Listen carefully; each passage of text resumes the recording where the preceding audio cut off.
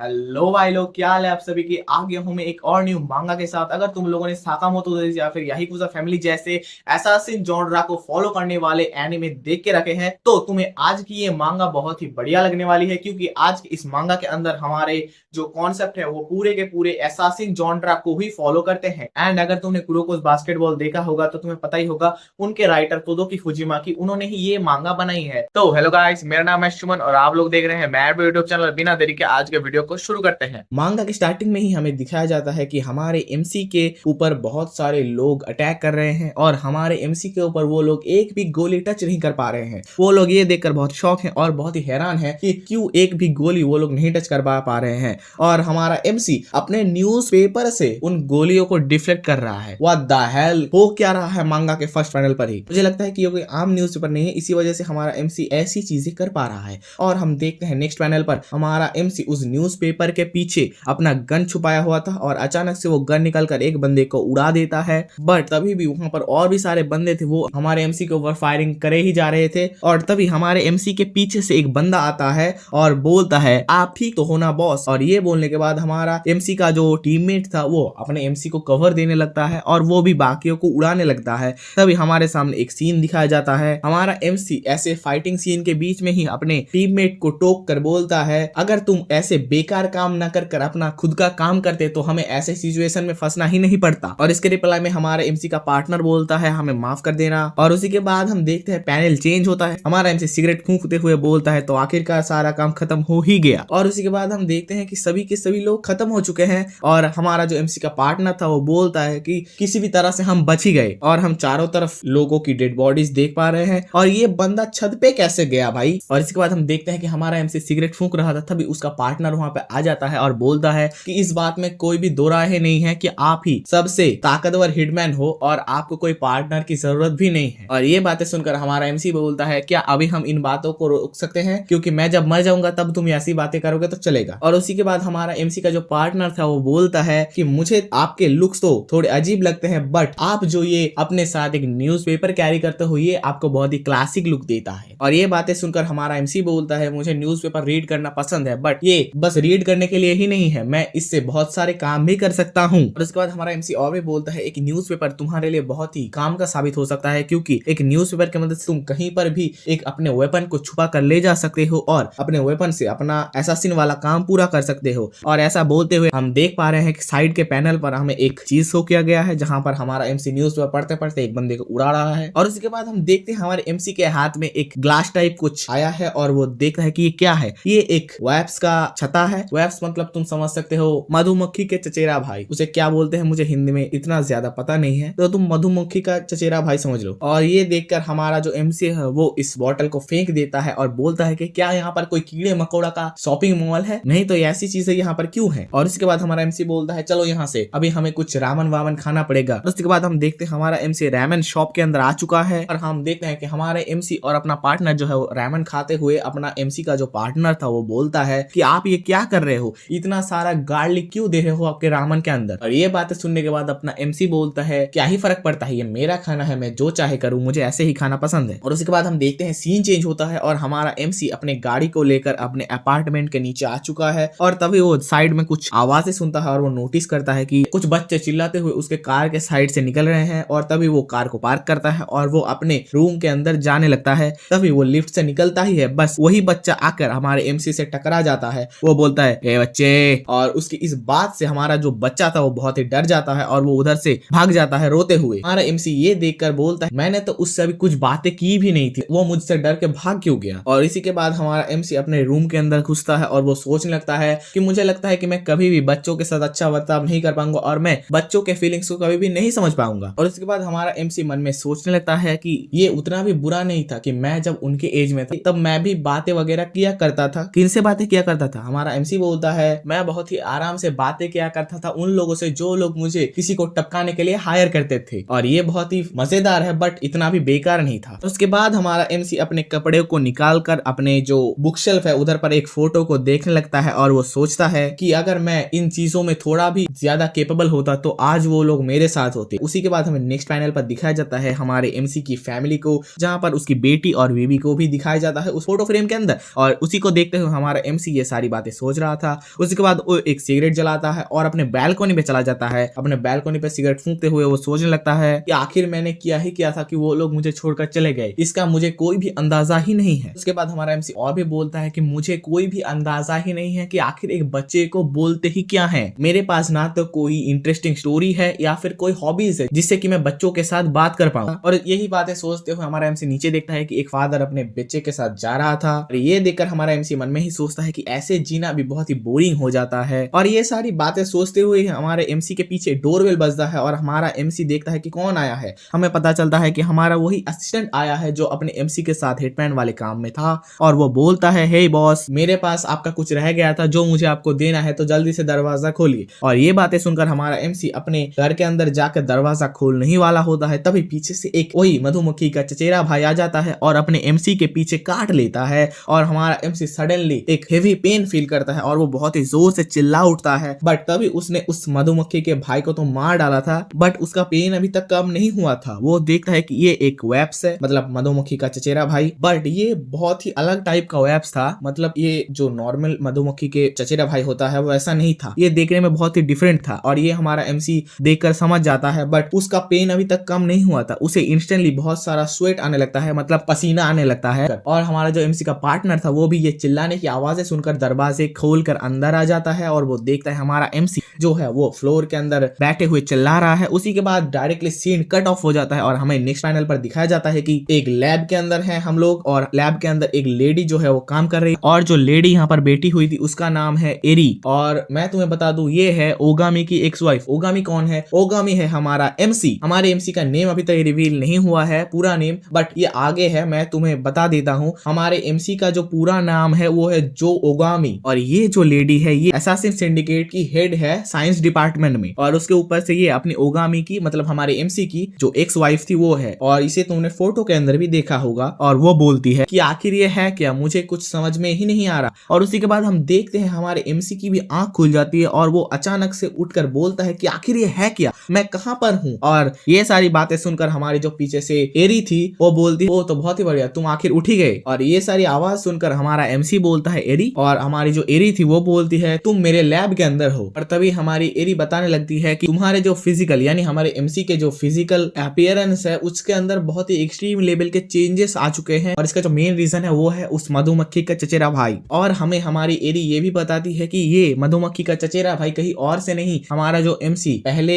Battlefield के अंदर था वहां से इसको, मतलब हमारे एमसी को फॉलो करते हुए हमारे एमसी के अपार्टमेंट तक आया है। ये सारी बातें सुनकर हमारा जो एमसी था वो बोलता है क्या, बहुत ही बड़ा सड़ा फिजिकल चेंज, इसका मतलब क्या है तुम्हारा। और ये बातें सुनकर हमारी जो एरी थी वो बोलती है कि तुम जाओ और मिरर पे अपना फेस देखो। और उसके बाद हमारी जो एरी थी वो और भी बोलती है मुझे ये कंफर्म तो पता नहीं है, बट तुम जिसको मारने के लिए गए थे वो लोग एक बिजनेस करते थे जिसके अंदर वो ऐसे रिसर्चर को पकड़ते थे जो जेनेटिक्स के ऊपर मास्टर है, और वो कुछ जेनेटिक्स के ऊपर ही छेड़छाड़ वाले काम किया करते थे। और ये बातें सुनकर हमारा एमसी बोलता है तो क्या वो एक ऑर्डिनरी मधुमक्खी का चचेरा भाई नहीं था। और उसी के बाद हमारा एमसी अपने फेस देखता है मिरर पर और वो देखकर शॉक हो जाता है, वो तो व्हाट द हेल, आखिर ये बच्चा है कौन। और इसके रिएक्शन देखो भाई। और ये देखने के बाद हमारा एमसी जो है वो बोलता है कि मैं तो एक 12-13 साल के लड़के जैसा दिखने लग चुका हूँ, तुम मुझे बताओ एरी, ये टेम्पोररी है ना, मैं कुछ दिनों बाद ठीक हो जाऊंगा ना। हाँ। और ये बातें सुनकर एरी बोलती है हाँ शायद, या फिर नहीं भी हो सकते हो, मुझे पता ही नहीं है इसके बारे में। और ये सुनकर हमारा एमसी बोलता है प्लीज एरी कुछ तो करो, तुम इस पूरे सिंडिकेट के अंदर स्मार्टेस्ट पर्सन हो। और ये बातें सुनकर हमारी जो एरी थी वो बोलती है कि मैं बाकी सारी चीजों को एनालाइजिंग कर रही हूँ जो जो उस कीड़े के अंदर से मिलता है हमें, और अगर कुछ मिलता है तो मैं तुम्हें ये जरूर बताऊंगी, बट ये इतना भी आसान नहीं होगा इसका सोल्यूशन निकालना। और इसके बाद हमारी जो एरी थी वो और भी बताती है कि आखिर तुम्हारे बॉडी को कुछ ज्यादा फिजिकल हार्म नहीं पहुंचा है, बस और बस तुम्हें काम से क्विट करना पड़ेगा। और ये सुनकर हमारा एमसी बहुत ही शॉक हो जाता है, वो बोलता है मैं ऐसा नहीं कर सकता, मेरे पास इस काम के अलावा और कोई भी इनकम सोर्स है ही नहीं। और वो ये भी बोलता है कि आखिर मेरे पास कोई इनकम सोर्स नहीं होगा तो मैं कैसे अपने लिविंग एक्सपेंसेस, अपने कार लोन, अपने मॉर्गेज और अपने चाइल्ड सपोर्ट को कैसे फंड करूंगा। और इसी के बाद हमारा जो एरी थी वो बोलती है कुछ भी हो, मेरे पास तो एक काम अभी तक है और इसी वजह से मैं तो फाइन हूँ। और ये सुनकर हमारी जो एमसी था वो बोलता है कितना वाहियात है यार, तुम इस टाइम पे ऐसे बातें कैसे कर सकते हो। उसके बाद हमारी जो एरी थी वो ये भी बोलती है कि तुम्हें चिंता करने की जरूरत नहीं है, हमें बॉस के ऊपर सभी चीजें छोड़ देनी चाहिए, क्योंकि उनके पास जरूर कोई ना कोई प्रपोजल होगा तुम्हारे लिए। और उसके बाद हम देखते हैं टेबल पर रखा हुआ फोन बजने लगता है और ये देखकर हमारा एमसी उस फोन को उठा लेता है और बातचीत करने लगता है और हमारा एमसी बोलता है एक प्रपोजल, हाँ। और उसके बाद हम देखते हैं कि अपने फोन के अंदर से कोई बंदा बातचीत करने लगता है और बोलता है क्या ये तुम ही हो जो, जैसा कि मैंने तुम्हें पहले ही बताया था हमारे एमसी का पूरा नाम है जो ओगामी। तो हमारे जो फोन के उस साइड से बात कर रहा है वो बोलता है कि क्या ये तुम ही हो जो, मुझे पता है कि तुम अभी अपने आप को बहुत ही एक अनयूजुअल स्टेट के अंदर पा रहे हो। और हमें उस बंदे को दिखाया जाता है और हमारा एमसी बोलता है नहीं ये कोई भी दिक्कत वाली बात नहीं है, मैं अभी भी अपना जो काम है वो बहुत ही अच्छी तरीके से कर पाऊंगा। और ये सुनकर हमारा जो मिस्टीरियस पर्सन था वो बोलता है कि मुझे पता ही था कि तुम ऐसे ही कुछ बातें करोगे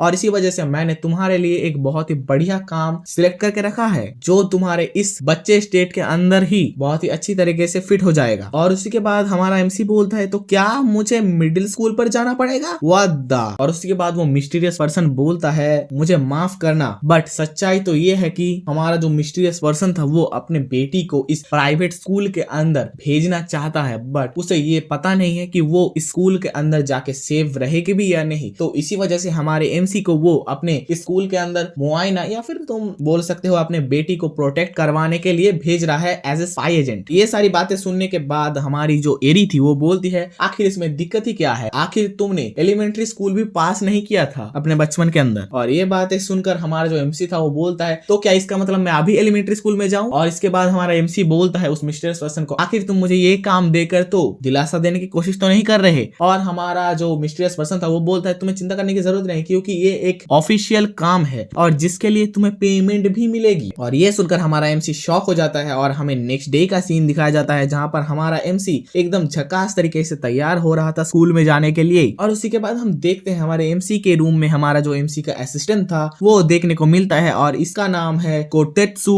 नेकोता। और कोतेत्सु बोलता है कि मुझे आपको देखकर बहुत ही बढ़िया लग रहा है। और ये बातें सुनकर हमारा जो एमसी था वो बोलता है मुझे लग रहा है कि मैं कोई कॉस्प्ले वगैरह कर रहा हूँ, ये मुझे बहुत ही वियर्ड फील करवा रहा है। और उसी के बाद हम देखते हैं हमारा एमसी जो चश्मा पहना हुआ है उसके अंदर हमें पता चलता है कि एक स्पाई कैमरा है और कुछ स्पीकर्स वगैरह हैं जिससे कि हमारा जो एमसी का पार्टनर है कोतेत्सु वो सारा का सारा टाइम हमारे जो एमसी काम करेगा उसके ऊपर नजर रखेगा और कुछ एडवाइजेस देगा हमारे एमसी को। और ये सभी चीजें देखकर हमारा एमसी बहुत ही डिसअपॉइंट हो जाता है और वो बोलता है कि आखिर यही होना था जो आदमी कभी भी बच्चों से ठीक से बात भी नहीं कर पाता था, बस उसे ही अभी मिडिल स्कूल में जाना पड़ेगा। बट हमारे एमसी अपने दर्द को साइड में रखता है और सोचता है कि बस मुझे अभी मनी चाहिए, इसी वजह से मैं कुछ भी हो ये काम करना ही पड़ेगा मुझे। और उसी के बाद सीन चेंज होता है और हमें दिखाया जाता है एक स्कूल का सीन जहां पर एक क्लासरूम है और वहां पर अपने आप को कोई इंट्रोड्यूस कर रहा है और वो बोलता है कि तो मैंने अभी डिसाइड कर लिया है कि मैं अभी स्कूल के बास्केटबॉल टीम के अंदर जाऊंगा। एनीवे आप सबसे मिलकर बहुत ही बढ़िया लगा। और ये बोलकर हमारा जो वो बंदा था वो स्पीच खत्म कर देता है। और इसी के बाद हमें कुछ लड़कियों को दिखाया जाता है जो कि उस लड़के का स्पीच सुनकर बहुत ही इंप्रेस हो जाती हैं और वो बोलती है कि ये लड़का देखने में और बातचीत में दोनों ही बहुत ही हैंडसम लगता है। और तभी हमारा जो टीचर था वो बोलता है तो चलो बहुत ही बढ़िया, अभी नेक्स्ट बंदा कौन है वो आ जाओ। और उसी के बाद हम देखते हैं हमारा एमसी आ चुका है और बोलता है कि मेरा नाम है जो आगामी और आप सबसे मिलकर बहुत ही बढ़िया लगा, बस यहीं तक था। और ये बोलने के बाद हमारा जो पूरा का पूरा क्लासरूम है वो बोलता है क्या इतना ही, ये कैसा इंट्रोडक्शन था। और ये देखकर वो लड़कियां जो थी वो भी बोलती है ये कितना बेकार और बोरिंग पर्सन है यार। और जो दूसरी लड़की थी वो बोलती है कि क्या ये आखिर में एक इंट्रोडक्शन भी था। और ये देखकर स्पीकर से हमारा जो कोतेत्सु था वो बोलता है मास्टर आखिर ये कैसा इंट्रोडक्शन था, ये इंट्रोडक्शन इतना बेकार था कि इससे अच्छा इंट्रोडक्शन तो मैं भी दे सकता हूँ। और आपको आपके इंट्रोडक्शन के अंदर आपके खुद के बारे में या फिर आपके हॉबीज के बारे में कुछ ज्यादा चीजें बतानी चाहिए। और ये सारी चीजें सुनकर हमारा जो एमसी है वो सोचने लगता है और बोलता है नहीं नहीं अभी मेरी स्पीच खत्म नहीं हुई है, मुझे अपने बारे में अभी भी कुछ बताना है। हमारा एमसी सोचने लगता है और बोलता है टैलेंट, हाँ तो मुझे गन चलाने में बहुत ही एक्सपीरियंस है। और ये सुनने के बाद हमारा जो कोतेत्सु है वो अपने स्पीकर से चिल्लाकर बोलता है ये तो उससे भी बुरा था, ऐसे स्कूल के अंदर गन की बातें कौन करता है। और ये सारी गन की बातें सुनकर जो स्कूल का पूरा क्लासरूम था वो भी चिल्लाने लगता है, बोलता है क्या गन, तुम लोग गन चलाते हो। ये सारी चिल्लाम चिल्ली चलती ही रहती है। तभी हमारा एमसी बताता है कि ये कोई ऐसा वैसा रियल गन नहीं है, मैं बस एक सॉफ्ट गन की बातें कर रहा हूँ। और ये सुनकर बाकी जो क्लासरूम के बच्चे थे वो बहुत ही डिसअपॉइंट हो जाते हैं और हमारा एमसी उस जगह से आगे बढ़कर अपना जो बेंच था वहां पर जाकर बैठ जाता है। और बाकी सारे जो क्लास के बच्चे थे वो बहुत ही बेकार बातचीत करने लगते हैं हमारे एमसी के बारे में, और हमारा एमसी इन सभी चीजों को इग्नोर कर देता है और वो जाता है सीधा। और उसी के बाद हमारे सामने सीन चेंज होता है और हम देखते हैं कि स्कूल टाइम खत्म हो चुका है और हमारा एमसी जूते रखने की जगह पर आ चुका है और वो बोलता है कि बहुत ही अच्छा हुआ कि ये चीज खत्म हो गया और ये बस पहला ही दिन था, बट मैं इस चीज से परेशान हो चुका हूँ। आखिर मैं इतने सारे दिन इस जगह के अंदर कैसे काटूंगा। और उसी के बाद हम देखते हैं हमारी जो बाकी तो लेडीज थी उस रूम के अंदर हमने देखा था, वो लोग हंसते हुए जा रहे थे और कुछ बातचीत कर रहे थे और वो जाते हुए अपने एमसी को धक्का मार देते हैं। हमारा एमसी इससे गिर जाता है और ये देखने के बाद हमारी जो लड़कियां थी वो बोलती है माफ कर देना, गलती से हो गई। वैसे ये गलती से तो नहीं हुई, ये हमें पता चल ही रहा है। और हमारा जो एमसी था वो उसकी तरफ देखता है और हमारा जो कोटेत्सु था वो स्पीकर से बताने लगता है कि आपको इन लोगों को छोड़ना नहीं चाहिए, ये लोग ये सारी चीजें गलती से नहीं किए हैं। और हमारा एमसी बोलता है नहीं छोड़ो यार इन लोगों को। और ये बातचीत के बाद हम देखते हैं हमारा एमसी अपने रूम के अंदर आ चुका है और हमारा जो कोटेत्सु है वो हमारे एमसी के लिए खाना तैयार करके रखा है और वो बताता है कि ये मेरा बहुत ही फेमस ओमुरा राइस है। वैसे तो हमें ये दिख रहा है कि ये एक एग राइस है और ये एग राइस के ऊपर क्या है भाई, मैजिक ऑफ का फ्लैग, डैम। और उसी के बाद हम देखते हैं हमारा एमसी खाना खाते हुए बोलता है कि आखिर तुम मेरे घर पर क्यों हूँ और तुम मेरे लिए खाना ही क्यों बना रहे हो। और हमारा एमसी ये भी बोलता है कि खाना बहुत बढ़िया है। और हमारा जो कोटेत्सु था वो इसके रिप्लाई में बोलता है कि आखिर मैं अगर यहाँ पर नहीं रहा तो आप ज्यादातर टाइम ही बस रैमेन ही खाते रहोगे और उसके अंदर ज्यादातर भर भर के गार्लिक ऐड कर दोगे और अगर आपके मुंह से गार्लिक की स्मेल आएगी तो आप स्कूल के अंदर बहुत ही अनपॉपुलर हो जाओगे, जो कि आपके स्कूल के रेपुटेशन के लिए बढ़िया नहीं है। और हमारा लौंडा कोटेत्सु यहाँ पर अपने एमसी के लिए बहुत ही एडवांस लेवल की सोच रखता है यार। और हमारा कोटेत्सु जो था वो और भी बोलता है कि आपकी जो इंट्रो स्पीच थी वो बहुत ही वाहियात थी और वो इतनी वाहियात थी कि मैं अगर वो स्पीच देता तो मैं खुद की जान ले लेता। हमारा जो कोटेत्सु था वो ये भी बोलता है कि आखिर ये स्पीच इतना ही बेकार था कि सभी लोगों के दिल में आपके लिए एक बेकार फीलिंग आ चुकी है और आपको सब बेकार नजरों से ही देखेंगे और आपको ऐसी चीजें करने से बचना होगा जिससे कि आप स्कूल से एक्सपेल्ड या फिर सस्पेंड ना हो जाए। और अगर आप स्कूल से निकाले जाते हैं तो आपको पैसा मिलना भी बंद हो जाएगा यारो। और उसी के बाद हम देखते हैं हमारा जो कोटेत्सु था वो बोलता है तो क्या आप नेक्स्ट डे के लिए तैयार हैं। इसके रिप्लाई में हमारा एमसी बोलता है नेक्स्ट डे के लिए क्या तैयार होना, मुझे अभी बॉस की तरफ से कोई भी ऑर्डर्स नहीं मिले हैं और मैं आखिर करूंगा ही क्या स्कूल जाकर। और ये इसके रिप्लाई में हमारा जो कोटेत्सु था वो बोलता है कि आप इस सारे चीजों का मेन पॉइंट ही भूल गए, आपको स्कूल जाना है सीखने के लिए और अपनी जो जॉब है वो पूरी करने के लिए और आपको टेक्स्ट बुक और पेंसिल्स की भी जरूरत पड़ेगी। और उसी के बाद हमें नेक्स्ट डे स्कूल का सीन दिखाया जाता है जहां पर हमारा जो कोटेत्सु था वो क्लास में बैठा हुआ था और सोच रहा था सीखना, हाँ मैं आखिर क्या ही सीखूंगा, मैंने अपने बचपन के अंदर ज्यादातर शूटिंग और फाइटिंग टेक्निक्स ही सीखी हैं। और जैसा कि तुम्हें पता ही होगा कि हमें बताया गया था कि हमारे एमसी ने एलिमेंट्री स्कूल भी पास नहीं किया था और इसीलिए हमारा एमसी बताता है कि मैंने बिना पढ़ाई किए भी इससे पहले इतनी दूर तक आ चुका हूँ, बट अभी मुझे स्कूल से फिर से पढ़ना पड़ेगा, ये क्या नॉनसेंस बातें हैं। और हमारा एमसी ये भी बताता है कि मैंने अपने लाइफ के अंदर अप्स एंड डाउन्स फेस किए हैं, एक शादी की है, एक बच्चा भी है मेरा और मैं 39 ईयर ओल्ड हूँ, तो क्या मुझे फिर से स्टार्टिंग से पढ़ाई करना चालू करना पड़ेगा। और उसी के बाद हम देखते हैं हमारा टीचर बोलता है तो ठीक है बच्चों, अपने मैथ के बुक को निकाल लो और चैप्टर नंबर 1 के पेज नंबर 6 को खोल लो, आज हम पढ़ने वाले हैं पॉजिटिव एंड नेगेटिव नंबर्स। और ये देखने के बाद हमारा जो एमसी था वो बहुत ही शॉक हो जाता है, मतलब वो शॉक तो नहीं होता, वो बहुत ही इंटरेस्टिंग फील करने लगता है इस सब्जेक्ट के अंदर। और ये सारी चीजें देखकर हमारा एमसी सोचने लगता है कि आखिर ये चीजें क्या है, मैंने तो अपने बचपन से यही जाना था कि नंबर्स बस ऊपर ही जाते हैं, मतलब पॉजिटिव वे में ही जाते हैं, क्या नेगेटिव नंबर जैसा ही कुछ एग्जिस्ट भी करता है और क्या नंबर्स को ऐसे मल्टीप्लाई और डिवाइड करना भी पॉसिबल है और आखिर ऐसा काम करता भी है तो ये कैसे करता है। मतलब हमारे एमसी को ये सारी की सारी चीजें बहुत ही इंटरेस्टिंग लग रही थी। और उसी के बाद हम नेक्स्ट वाले पर देखते हैं हमारा जो टीचर था वो बोर्ड के ऊपर कुछ लिखने लगता है। और एक सेकंड तुम रुको, ये तुम जूम करके देखना कि ये अभी बताया था कि मैथ्स का क्लास चल रहा है और बोर्ड के अंदर लिखा है the 4 greatest civilisation form in the river side और वहां पर ऑप्शंस में लिखा है मेसोपोटामिया, इजिप्ट, इंडस और चौथा वाला ऑप्शन हमें नहीं दिख रहा। मतलब यहाँ पे सीधा का सीधा हिस्टोरिकल क्वेश्चन पूछा गया है। भाई क्या है यार, यहाँ पर मैथ्स के क्लास में हिस्टोरी का क्वेश्चन लिखा रहा है ये मास्टर। बाय द वे वहां से हम एमसी के बुक पर आते हैं जहां पर अपना एमसी बुक के अंदर थोड़ी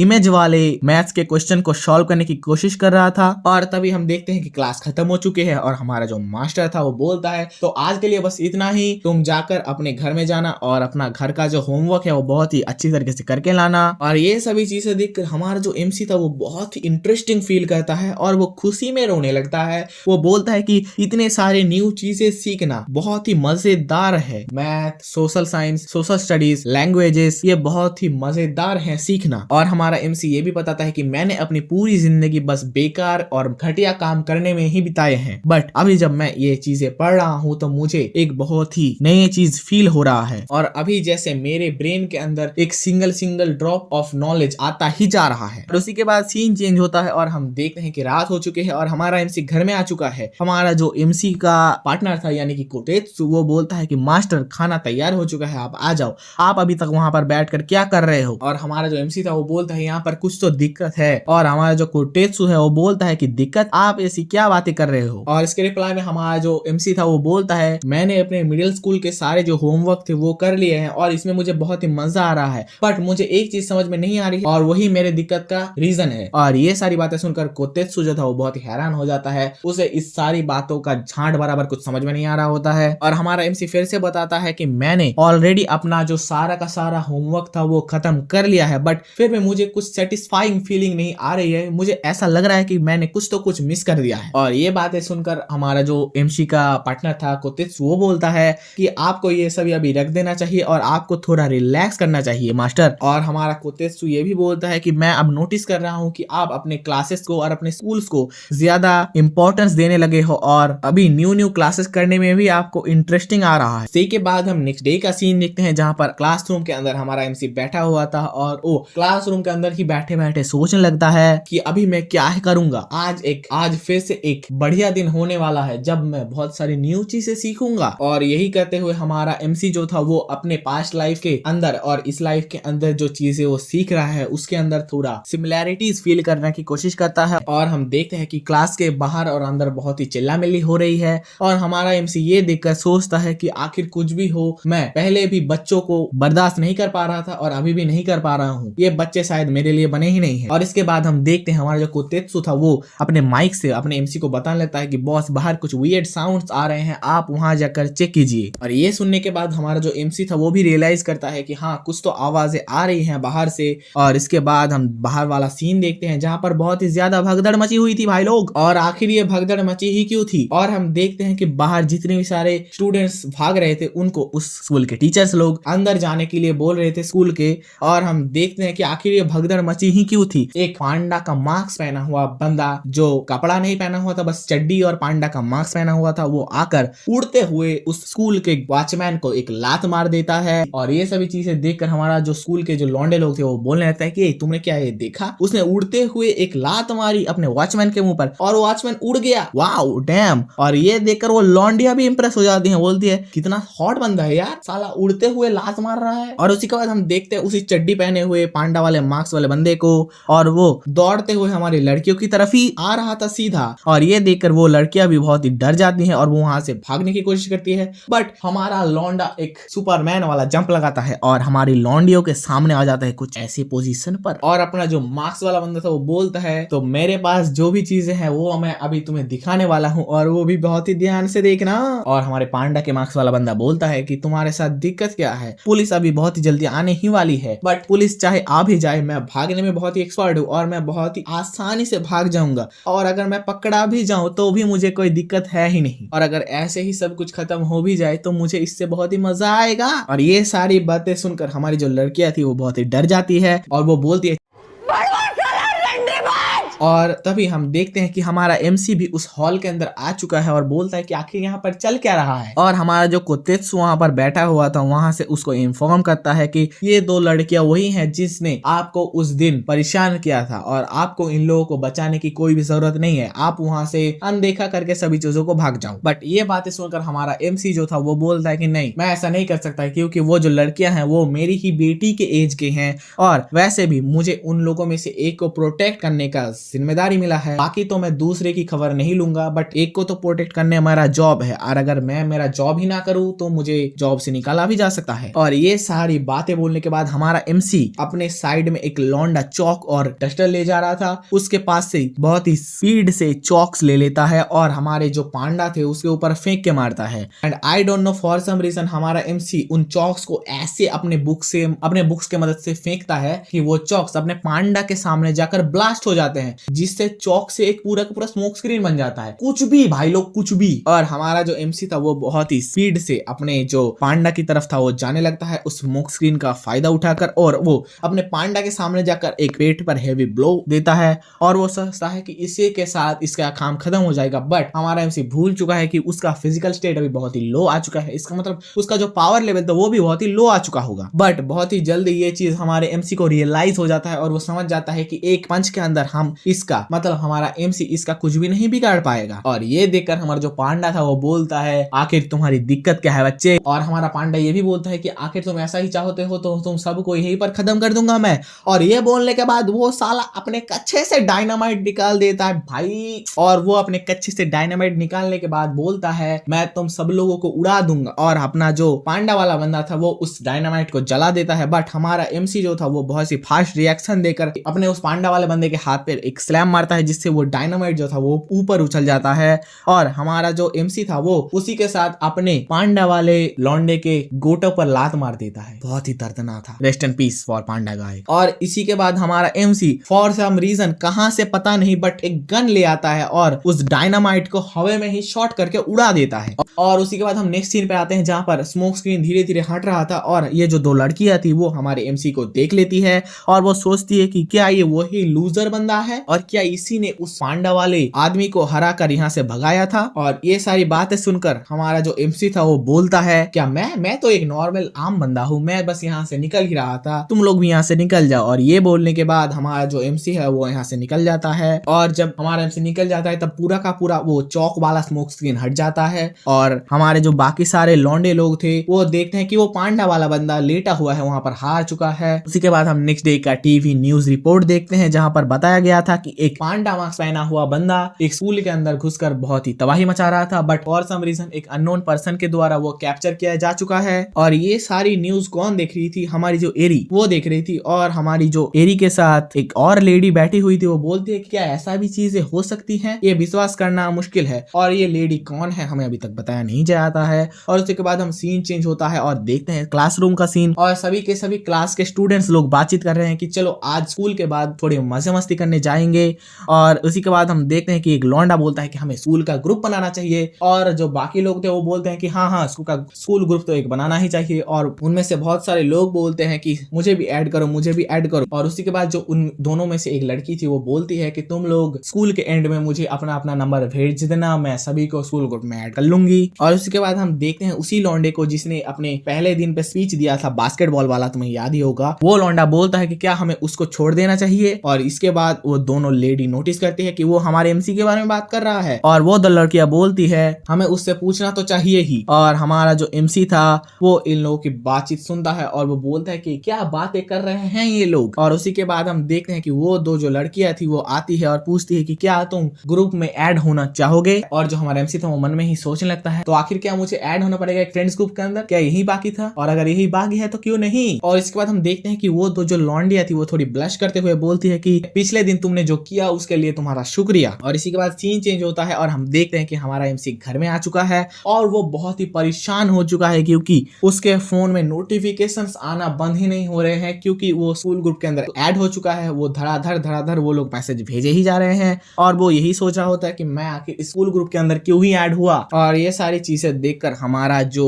कोतेत्सु था वो बोलता है कि मुझे पता ही है कि एक बूढ़े आदमी के लिए इतना ज्यादा फास्ट टाइपिंग करना बहुत ही मुश्किल है, तो आप अपना नोटिफिकेशन का जो टोन है उसे ऑफ क्यों नहीं कर देते। और उसके बाद हमारा जो एमसी था वो उस टेबल से उठकर बैल्कनी की तरफ जा रहा होता है और ये देखकर हमारा जो कोतेत्सु था वो पूछता है कि आप स्मोकिंग करने जा रहे हो। और इसके बाद हमारा एमसी बोलता है कि नहीं, मैंने अभी ये सभी चीजें छोड़ दिया है क्योंकि मुझे ये समझ में आ चुका है कि इस बॉडी में स्मोकिंग को रेजिस्ट करने का टॉलरेंस थोड़ा भी नहीं है। और इसी वजह से हमारा जो एमसी है वो स्मोकिंग और ड्रिंकिंग को छोड़ चुका है। और उसी के बाद हम देखते हैं हमारा एमसी बैल्कनी के अंदर जा चुका है और वो अपने मन में ही सोचने लगता है कि आखिर कुछ भी हो ये चीजें अभी मुझे बहुत ही अच्छी लगने लगी है और ये सभी चीजें उनसे तो अच्छी है जो मैंने अपने पास्ट लाइफ के अंदर किया था। और मैं चाहता हूँ कि अभी मैं ऐसी लाइफ थोड़ी दिन और एंजॉय कर पाऊँ, तो फिर मुझे अपना होमवर्क पूरा कर लेना चाहिए। तो इसी के साथ आज की वीडियो खत्म होती है। वीडियो कैसी लगी कमेंट बॉक्स में जरूर बताना। वीडियो अगर अच्छी लगी हो तो वीडियो को लाइक कर देना। और हाँ, बहुत दिनों बाद मैंने एक नॉर्मल मांगा को एक्सप्लेन किया है, क्योंकि